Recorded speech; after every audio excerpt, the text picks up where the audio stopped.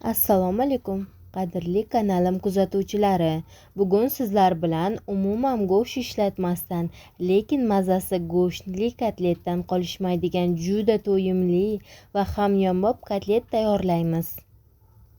Demak, bismillah deb ishimizni boshlaymiz. 4 dona buxanka nonga muzdek suvni solib uvitib qo'yamiz. 2 dona kartoshka va 1 dona piyozni chopperga solib maydalab olamiz. So'ngra esa boyagi ivitib qo'ygan nonimizni yaxshilab suvini siqib, uni ham chopperga solamiz va bir marta chopperda yaxshilab aralashtirib olamiz. So'ngra esa grechkamizni solib, yana yaxshilab aralashtiramiz chopper yordamida.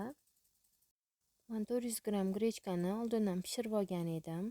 Tabga ko'ra o'zingizlar ishlatadigan ziravorlardan qo'shasizlar. So'ngra 2 ta tuxumni chaqib, uni ham qo'shib yuboramiz va yaxshilab aralashtiramiz. Hammasi bir xil massaga kelgunicha chopper qilamiz. So'ngra esa kotletlarimizni yasashni boshlaymiz. Qo'limizga yopishib qolmasligi uchun qo'limizni ozgina yog'lab yuboramiz va mana kotletlarni yasab bo'ldik.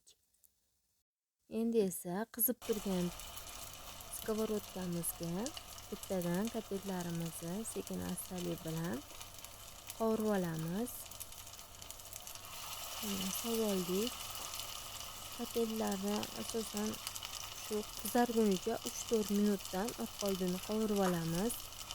Ichidagi hamma masalliqlar pishgani uchun, usti qarsildoq bo'lishi uchun faqat shu ustini qizartirib olamiz.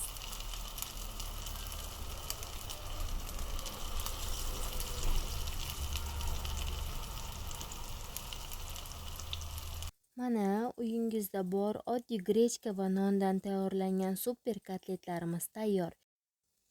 Hech kim buni go'shtsiz tayyorlanganiga ishonmaydi. Albatta tayyorlab ko'ring. Videomiz yoqqan bo'lsa, like bosib kanalimga obuna bo'lishni unutmang. E'tiboringiz uchun rahmat.